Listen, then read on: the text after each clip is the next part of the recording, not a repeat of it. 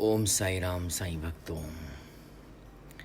जैसा कि हम सब लोग जानते हैं, देख रहे हैं, अनुभव कर रहे हैं कि इस दुनिया में कोरोना महामारी ने सबका जीना दुर्भर कर दिया है। सब प्रकार के लोग इससे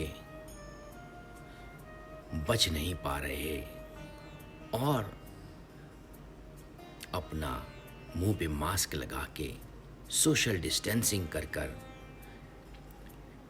घूम रहे हैं या घरों में बैठे हैं। यहाँ तक कि मंदिरों के दरवाजे भी बंद हैं। ऐसा लगता है कि कुछ न कुछ इस मानव जाति ने, हम सब लोगों ने मिलकर कुछ ऐसे कर्म किए कि हम अपना मुंह छुपाकर घूम रहे हैं और भगवान ने भी मुंह मोड़ लिया है। ये समय इस चीज को इंगित करता है कि हम सब लोग प्रकृति के प्रकोप से, यानी कि प्रलय से आने का इशारा है। ये सब कुछ क्यों हुआ, कैसे हुआ, ये शायद अगर हम ज्ञान की आंखों से देखें, अगर इसके तत्व ज्ञान को जानें, अगर इसमें अंदर उतर कर सोचें, तो जरूर ही हम सब लोगों से भूल चुके हुई हैं। हमारे कार्य करने के तरीके, हमारे खाने पीने के तरीके, हमारे मिलने के तरीके, सब में स्वार्थ नजर आता है। हम सब लोग इस दुनिया की चकाचौंध में, इस दुनिया की मोह माया में इतने व्यस्त हैं, इतने त्रस्त हैं कि हम शायद अपना इस जीवन का, इस मानव जीवन के महत्व को भूल चुके हैं। जीवन का महत्व क्या है, जीवन क्या है, क्या कभी हमने इस बारे में सोचा है? ये जीवन हमें क्यों मिला, क्या इसके बारे में कभी हमने सोचा है?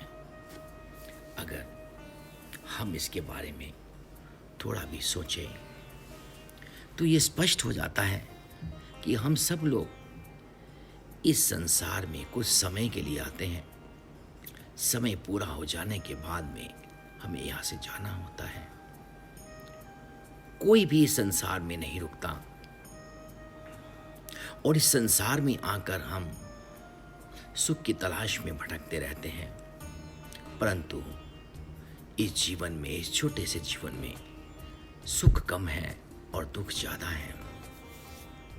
और इन दुखों के साथ में कुछ दैविक प्रकोप भी होते रहते हैं, यानी कि प्रलय जैसी घटना होना, सुनामी आना, कोरोना आना, इस प्रकार के अर्थक्वेक आना, कितनी चीज़ें होती हैं जो हमारे ध्यान को इंगित कराती है कि ये संसार जो है, ये हमारे रहने का स्थान नहीं है, ये हमारे शाश्वत स्थान नहीं है, परमानेंट स्टे ऑफ लिविंग नहीं है। हम इस दुनिया में, इस संसार में कुछ कार्य करने आए हैं और इस संसार से जाना ही है। तो मेरे साईं भक्तों, अगर हम इस चीज की और गहराई में जाएं और जानने की कोशिश करें कि हम कौन हैं, हम कहां से आए हैं, हमें कहां जाना है, इस माया की चकाचौंध के अंदर में सब कुछ भूल जाते हैं। ये जीवन जो प्राप्त हुआ है, इसको व्यर्थ कर देते हैं। जिस प्रकार एक मुट्ठी भर रेत हम पकड़ते हैं और मुट्ठी से रेत फिसल जाती है, इस तरह से जीवन हमारा पल पल निकला जा रहा है। ये सांसें जो बहुत कीमती हैं, ये मानव जन्म बहुत ही बेशकीमती है। अगर हमें इन सांसों की को तोलना ही है तराजू में, तो जाकर किसी अस्पताल में देखें, वेंटिलेटर पे बैठे लेटे हुए मरीजों को देखें तो पता लगेगा कि कितने पैसे देकर भी वो सांसें नहीं अपनी जोड़ पाते। तो साईं भक्तों, हमारा जीवन बहुत ही अनमोल है, इसको व्यर्थ मत जाने दो। वो ज्ञान प्राप्त करो, ज्ञान प्राप्त करो कि मैं कौन हूँ। अज्ञान के कारण हम लोग इस संसार में दुख पाते हैं। जब ज्ञान का प्रकाश गुरु कृपा से मिल जाता है तो हम जान जाते हैं कि जीवन मात्र, ये संसार मात्र झूठा है, सत्य नहीं है। और अगर संसार के साथ में ये संसारिक रिश्ते, संसारिक वस्तुएं भी झूठी हैं, ये सब यहीं रह जाती हैं, यहीं मिलती हैं और यहीं रह जाती हैं। इन सब के मालिक हम नहीं हैं। इन सब का मालिक वो एक परमात्मा ईश्वर है। आप सब लोग सोचिए, क्या हम इस जीवन में, हम इस संसार में रहने के लिए आए हैं? नहीं। जब से जन्म होता है तब से लेके हम हर दिन मौत के आगोश की तरफ बढ़ते हैं, काल की तरफ बढ़ते हैं। प्रतिदिन हम काल के मुंह में जा रहे हैं। धीरे धीरे करके जीवन फिसलता जा रहा है। क्यों ना हम इस जीवन की सार्थकता को पहचानें, उस ज्ञान को हासिल करें, ताकि ज्ञान हासिल होगा तो अज्ञान दूर होगा। अज्ञान दूर होगा तो हमें परमात्मा के दर्शन होंगे। जो कार्य हम यहाँ करने आए हैं वो परमात्मा के दर्शन, परमात्मा को पाने का कार्य है। और ज्ञान से ही हम अच्छे कर्म कर सकते हैं। ज्ञान होने से ही हम भक्ति कर सकते हैं, शुद्ध भक्ति कर सकते हैं। क्योंकि बिना ज्ञान के हमारी भक्ति में दोष होते हैं, हमारी भक्ति शुद्ध नहीं होती। जब ज्ञान प्राप्त हो जाता है तो हमें अपने और ईश्वर के रिलेशनशिप के बारे में पता लगता है, और ये जान पाते हैं कि वही हमारे परम पिता, हमारी माता, हमारा सब कुछ है। वो जन्म जन्मांतर के हमारे साथी हैं और उन्हीं के घर हमें वापस जाना है। वही हमारा परमानेंट होम है।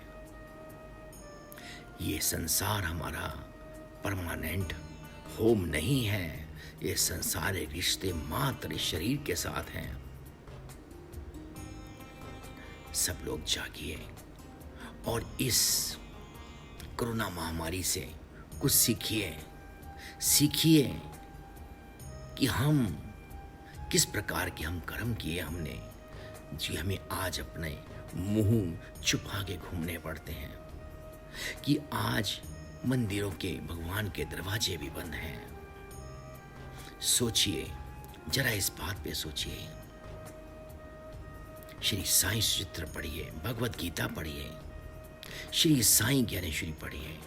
श्री साईं ज्ञानेश्वरी में शास्त्रों का निचोड़ है, उसका सार है, और एक छोटी सी किताब के अंदर में वह ज्ञान उपलब्ध है जिससे अज्ञान का, इस मोह माया का विनाश होता है और परम शुद्ध उज्जवल ईश्वर के दर्शन होते हैं। इसमें आत्म साक्षात्कार की विद्या है। अगर हम विद्या प्राप्त नहीं करेंगे तो इंटेलिजेंट कैसे बनेंगे, विवेकी कैसे बनेंगे? कैसे पता लगेगा कि हम कौन हैं, ईश्वर कौन है, संसार क्या है? अपने आप को जानिए। श्री साईं ज्ञानेश्वरी पढ़िए। आप सब भक्तों के लिए ही श्री साईं ज्ञानेश्वरी का साईं बाबा ने प्रेरणा देकर इस किताब को बनवाया है।